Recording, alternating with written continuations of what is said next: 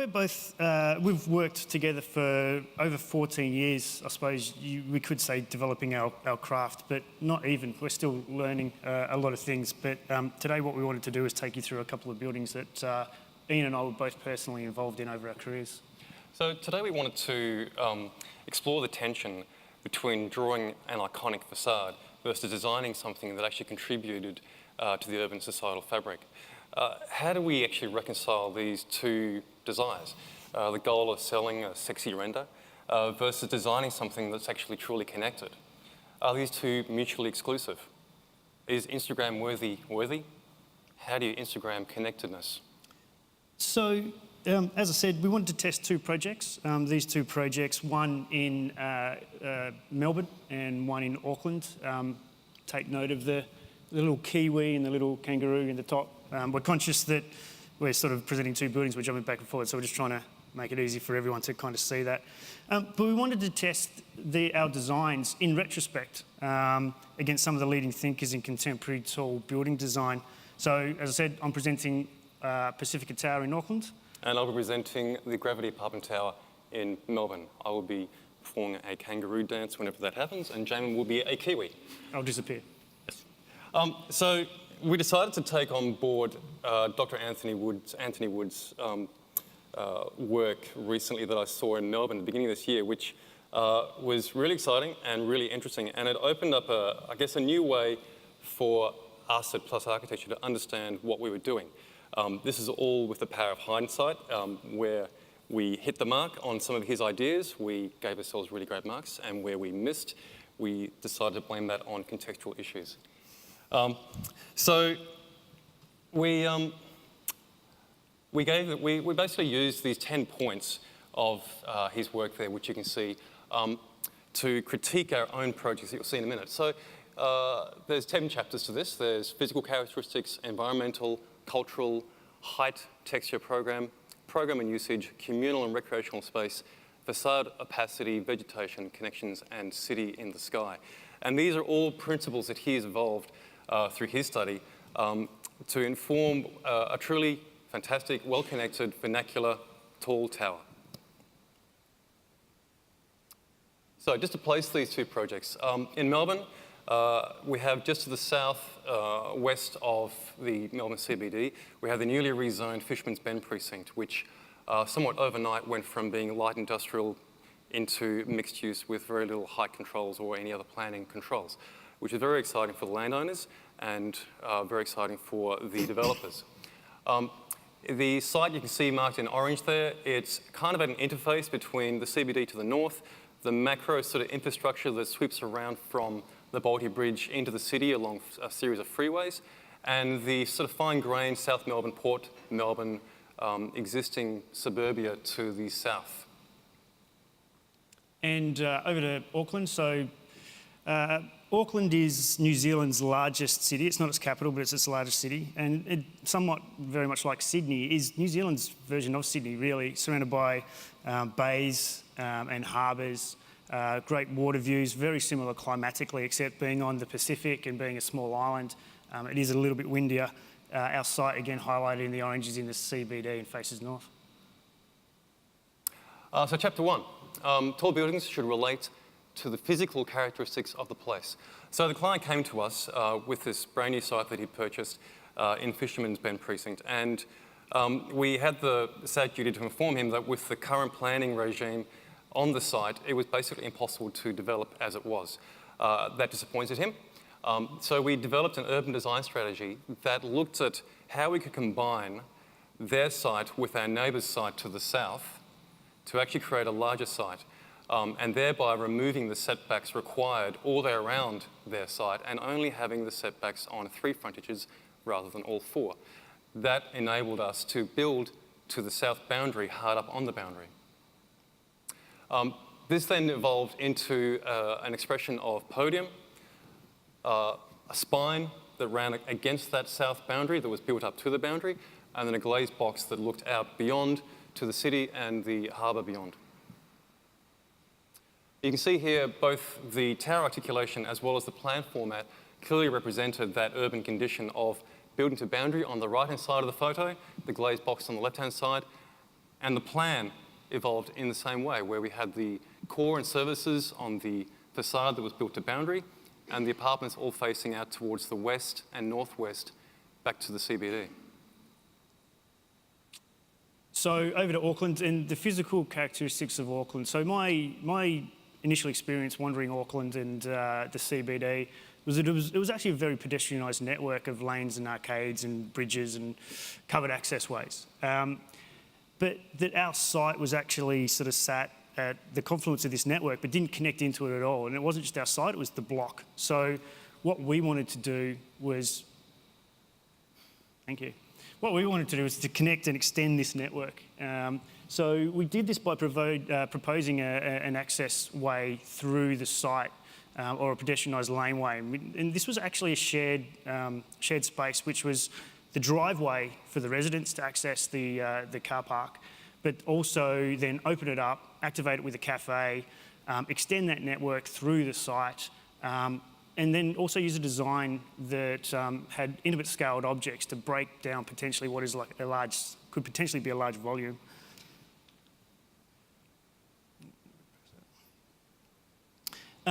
Now, inserting Pacifica is a 56-storey tower. When it's completed, and it'll start construction in the next couple of weeks. When it's completed, it'll be Auckland's largest building next to the Sky Tower, if anyone knows it. So it's a significant building. They don't happen very often in Auckland. So in inserting this tower, it's always hard to get a good urban outcome inserting something so big, but luckily we had a couple of good inspirations in the site. One was Achilles House, which you can see on the left-hand side. It's a heritage-listed building. It informed our podium of the building. And the building next to it, highlighted in blue in the left-hand image, is a building called Taspac House, which unfortunately was demolished by the previous owner about a year ago, before the current owner bought this site. But what it did do is it created a long understood urban scale and rhythm in the street. So we wanted to, I suppose, echo that volumetrically in our podium design.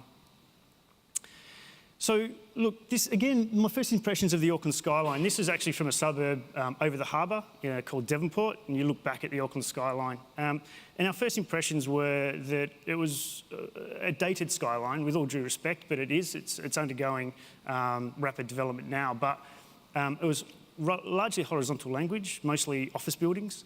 And what we wanted to do was propose a design that would sit comfortably in it, but also challenge it. And the other aspect of the Auckland skyline is that there is almost this horizon. It's sort of 25 stories. And that what we wanted to also do with the design, which you see here, is actually speak to that horizon, both the urban conditions of the existing below it and the potential future above it. So, Chapter 2, tall buildings should relate to the environmental characteristics of the place. So, on the right-hand side is pretty much the very first sketch after understanding the urban constraints of the site. And it really was 2 boxes, the spine, the glass box, and then how do we protect the inhabitants of that glass box? Well, this seemed to be the fairly obvious answer to put a brise soleil on the outside of that facade. It deals with the harsh southwest sun beating down onto it from the southwest.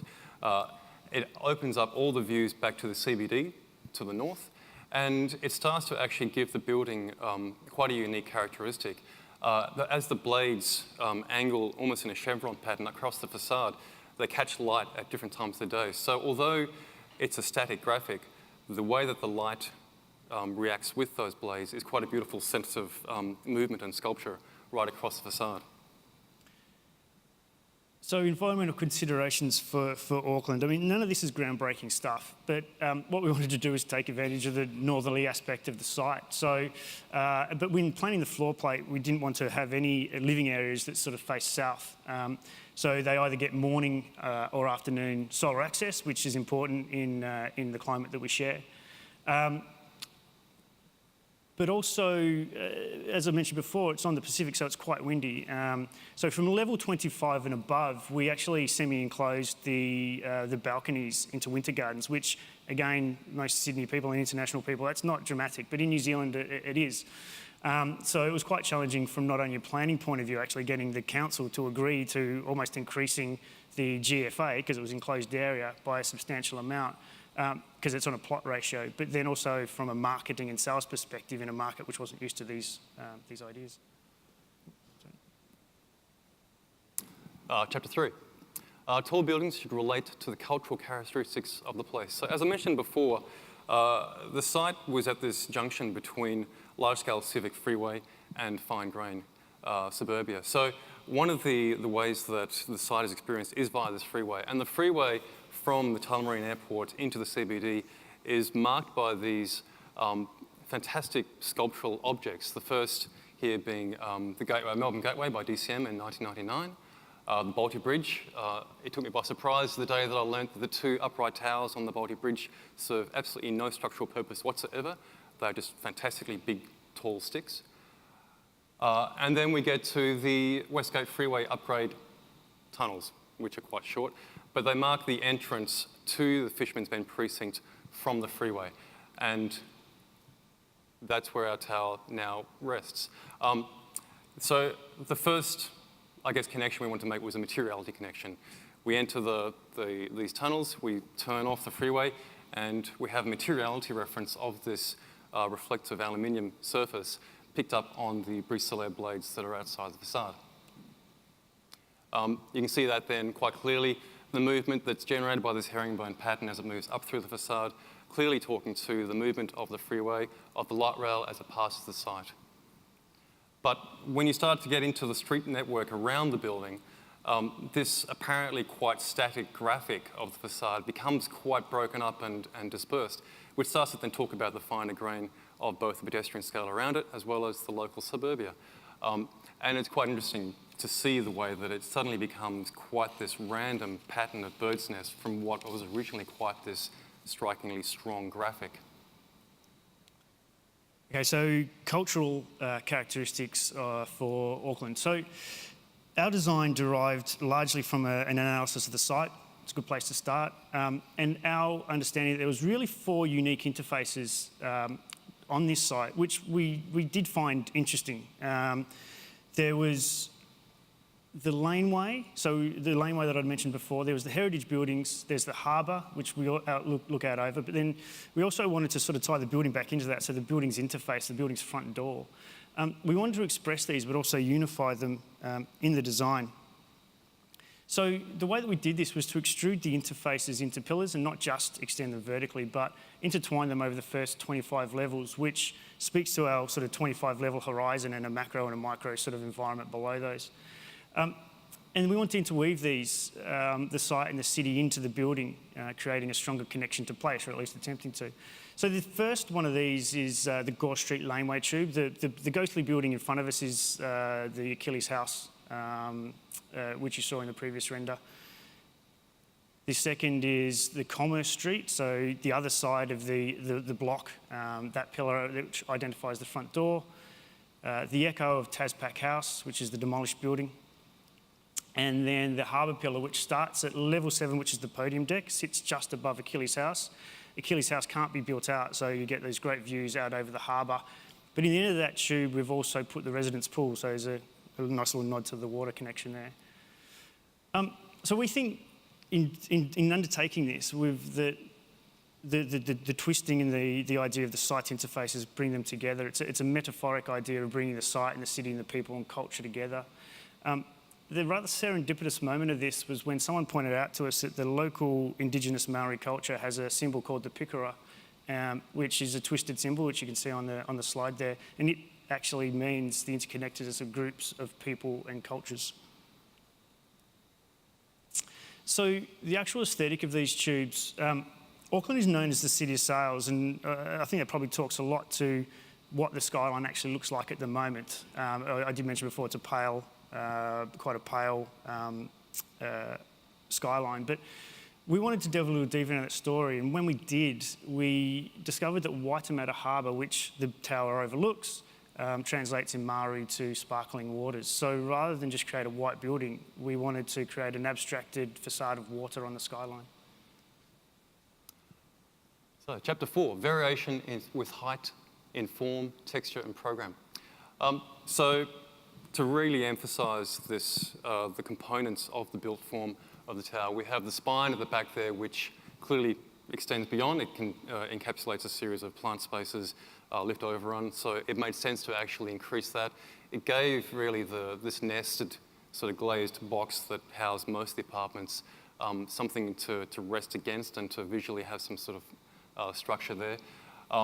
That was then reinforced by the use of concrete as opposed to the aluminium and glazed screening. And then we have the contrast with the materiality of the non-reflective, the matte finish of the concrete versus the glazed reflective surfaces of the aluminium. So in every way, we've tried to delve back to the original source material, so to speak, that we've been inspired to create this building, and then to reinforce it and reinforce it.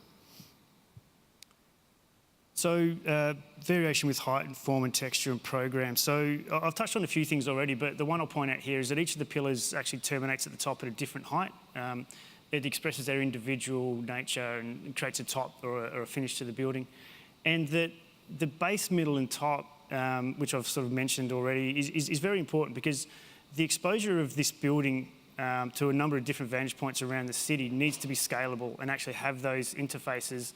The top of the building will be seen from over in Devonport, so it needs a larger scale for its proximity, whereas the base of it is a smaller scale, it needs to be intimate, it needs to be human scale. So, but the aspect of the aesthetic being a continuous aesthetic at scale really relates to that idea of connectivity from those different perspectives that you receive.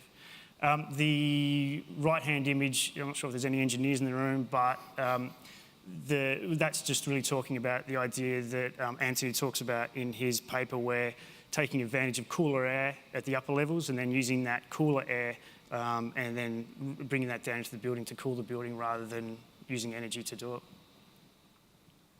Chapter 5, tall buildings should maximise layers of program and usage. This is a residential apartment tower.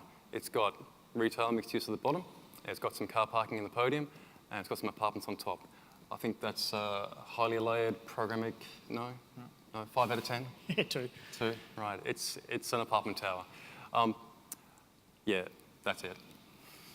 Yeah, look, as we said, this is a bit of a warts and all, and a lot of what we do is heavily defined by brief from the client, obviously. So we can only do so much. We'd like to do a lot more sometimes. But so Pacifica, it has retail and laneway at the base, as I said, hotel on the podium, communal services on level 7, some more apartments, communal services on level 25.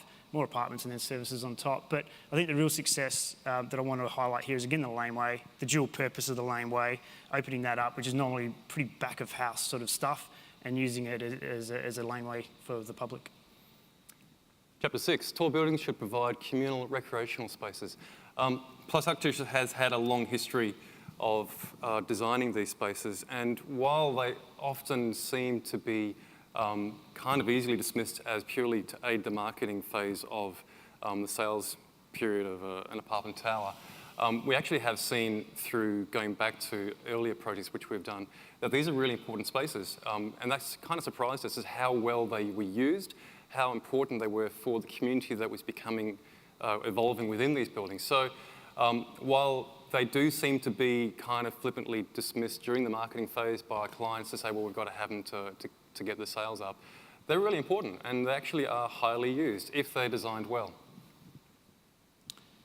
So look, going on from that, this is the pool on level 7 that I mentioned before, and obviously with all of these spaces, there is the marketing aspect to it as well, but in designing these spaces or looking to create these spaces, you want to create spaces that when they are used, that they're encouraging community and encouraging people to connect. So look, a great experience can't be underestimated in apartment living to bring community together. Chapter 7, tall buildings should introduce more facade envelope opacity. So as you can see from this aspect, where we have got the sort of the 5 o'clock setting, afternoon summer sun hitting the building, we have a series of darkly painted structural elements behind the screen, but really the whole of the majority of the living rooms facing off to the left-hand side there are completely covered by that aluminium screening, to the point where it's virtually 100% opaque. So I think that's a really great outcome, and yet all those apartments receive really fantastic views in most directions beyond. Yeah, and look, again, New Zealand, like Sydney's not, well, apart from the other day, it was intensely hot here, but it's not an intensely hot solar environment. So the requirement that Anthony talks about in his paper is more geared around that. But what we do use in Pacifica is low E technology, which I'm sure most people already know about. So again, nothing crazy there, but the dual layering program of using the low E to lower the heat gain, but then also using that as the aesthetic, which creates the sparkling, shimmering, different chromatic colours up the tower. So it's doing sort of two aspects there. Chapter 8, tall buildings should embrace vegetation. Clearly there's some trees in front of our site, and that's really embracing. Really historically, in probably most of Australia, but definitely in Melbourne, clients have been very reluctant to introduce and have maintained landscaping incorporated into the buildings.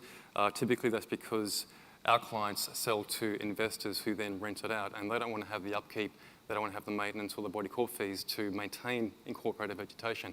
However, we are seeing a fairly dramatic and rapid change in that as owner-occupiers are moving into the apartment market where they actually quite like having a planter incorporated into their balcony space. So that's a really good positive outcome with the changing, I guess, acceptability of living in apartments as a choice rather than a need. So Pacifica's gone one better. We've actually got a tree on our deck, not just looking out over it. So we score slightly better than Gravity on that one. But again, look, similar issues. It's an investor market. It's a very young market in Auckland in terms of apartment living. So we're probably about 10 years behind Melbourne in terms of that uptake and actually getting owner-occupiers into towers. There are the typical issues of, how do you actually grow something on a facade, sort of, 30 stories in the air, but we have no vegetation, unfortunately. Chapter 9, tall buildings should introduce physical and programmatic connections between tall buildings. So we had our own internal argument, as Jaimin and I often do, about almost everything. But really, it came down to, in a low-density city such as Melbourne, and I think relatively low in most of Australia compared to many Asian cities and some North American cities, we believe that it's far more critical to get the population of these buildings down onto the ground plane and out into the public realm at ground level to activate these streets and laneways and public spaces rather than create a second layer of public realm somewhere up in the sky. Yeah, the necessity of that in Auckland at the moment is the fact that we need density in the CBD at ground level to make actual ground level facilities work. Taking that density away from there would actually be counterproductive to the CBD at this moment in time, but we do fundamentally agree with the principles that Anthony talks about. Chapter 10, tall buildings should bring all aspects of the city up into the sky. Well, I've got a pool. Level 25 for us has got a cinema, which I actually think is better than anything you'll get on the ground plane. So I think we beat you though. Yeah, thanks. So can a building be both iconic and connected? Well, yes and no. Iconic does not equal connected. It only equals a great render, like Pacifica. A connected design listens and responds. It is loved and inspires others. We designed these two projects with place, people, and the environment in mind. In the end, architecture that is iconic, it's because it is connected. Thank you. Thank you.